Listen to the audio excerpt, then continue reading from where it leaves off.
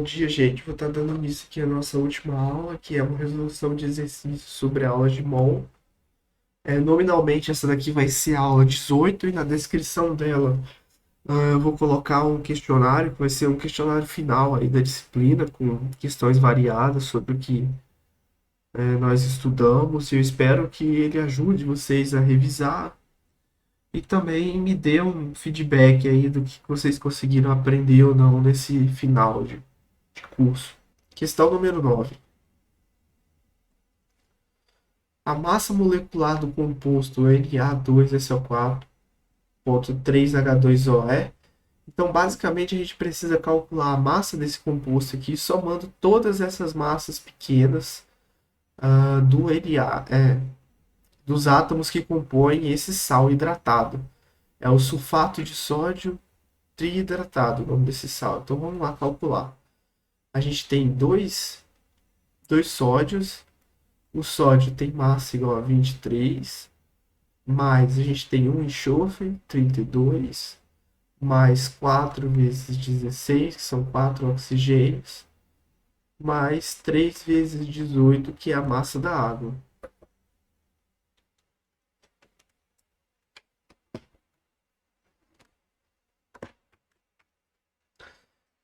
Isso daqui dá 46 mais 32 mais 64, 54, que vai ser igual a 32 mais 46 dá 78, mais 64 com 54, 60 com 50, 110, 4 com 4, 8, 118. A resposta correta é a letra B. Vamos resolver aqui então a questão número 10. Vamos primeiro calcular a massa utilizando o hidrogênio 1, cloro 35, perdão, e oxigênio 16. A massa, então, desse HCl vai ser 1 mais 35 mais 48. 48 mais 36 vai dar 84, 85.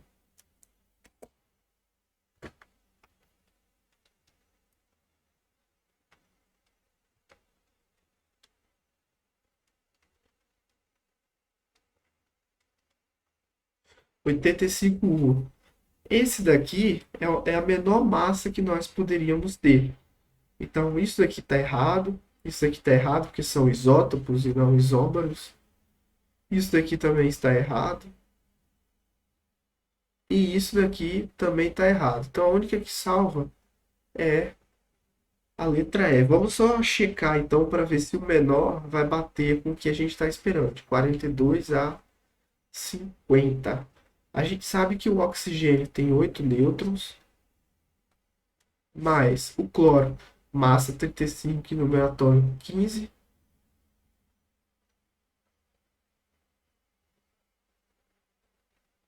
Número atômico 17, perdão. Isso dá um número igual a 18 nêutrons. Então, 8 vezes 3 mais 18, 8 vezes 3, 24, mais 18 é igual a 42. Que é justamente aqui. Então, esses diferentes HClO3 que podem ser formados tomando os diferentes isótopos, eles apresentam um número de nêutrons que variam de 42 a 50. Aqui não vale a pena a gente ficar fazendo tudo, que é para não perder tempo apenas esse exercício, mas fica aí de atividade para vocês calcular o número de nêutrons de todos esses possíveis HClO3 que podem ser formados. Exercício interessante aqui, ó, número 11. Qual é a massa de um átomo de ouro que está eletricamente neutro e um íon Ao+, e de um íon Ao3+? Bom, o ouro ele tem uma massa que é igual a 197 U. Essa, perdão, ignorem isso. O ouro tem uma massa que é igual a 197,1. A gente sabe que a massa de um átomo, ela é basicamente tomada pela soma do número de prótons mais número de nêutrons.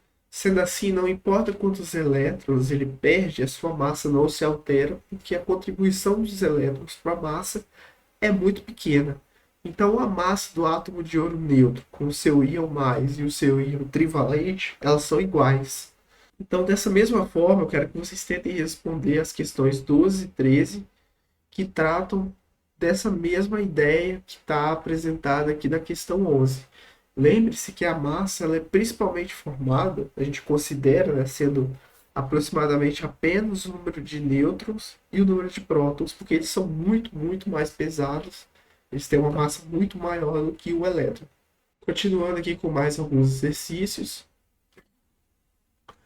O 5. A letra A, se eu não me engano, eu já resolvi em aula, então aqui eu vou responder a letra C.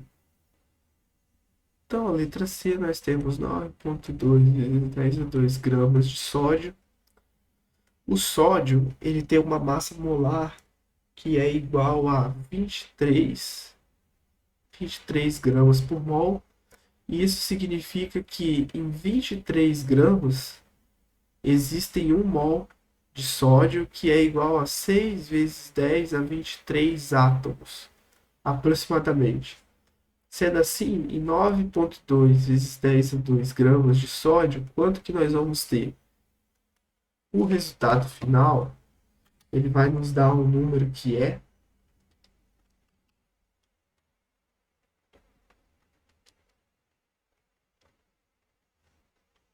2,4 vezes 10 a 25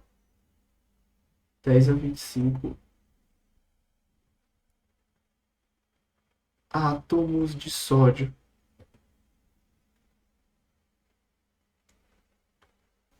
É interessante.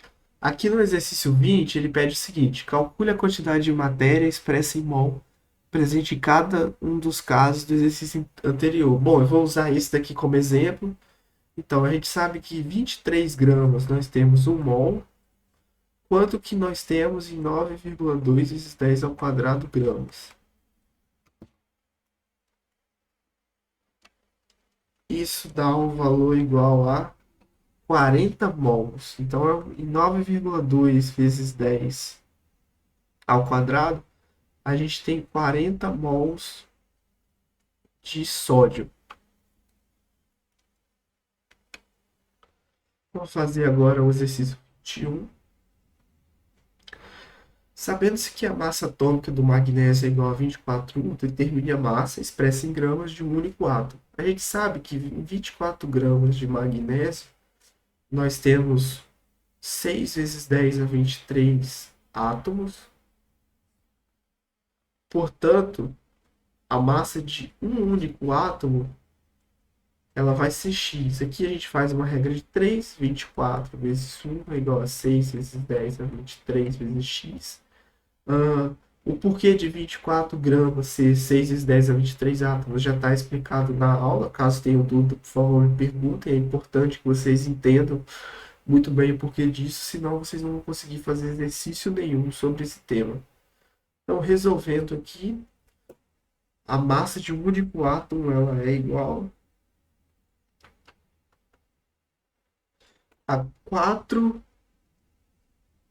vezes 10 a menos 23 gramas. Então é uma coisa muitíssimo leve, né?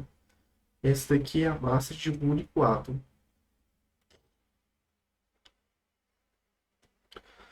Todos os outros exercícios,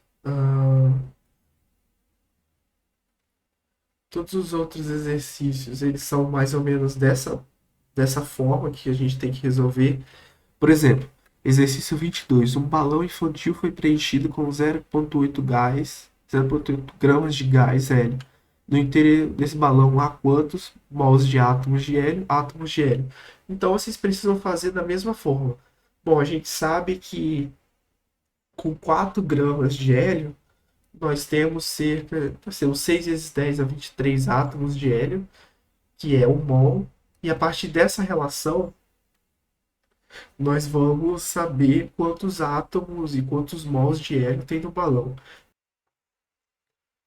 A questão importante é que quando vocês olham para a tabela periódica e veem a massa do átomo, vocês podem pensar que naquela quantidade, naquela massa em gramas do átomo, existem 6 vezes 10 a 23 átomos, do elemento, perdão, existem 6 vezes 10 a 23 átomos, que isso corresponde a um mol. Então, por exemplo, vamos supor que a questão é, em uma amostra coletada de um determinado lugar, tinha 3,45 gramas de níquel. Quantos átomos de níquel tinham nessa amostra? Bom, da tabela periódica, a gente tem que a massa molar do níquel é 58,71. Isso significa que em 58,71 gramas existem 1 mol de níquel, que é correspondente a 6 vezes 10 a 23 átomos.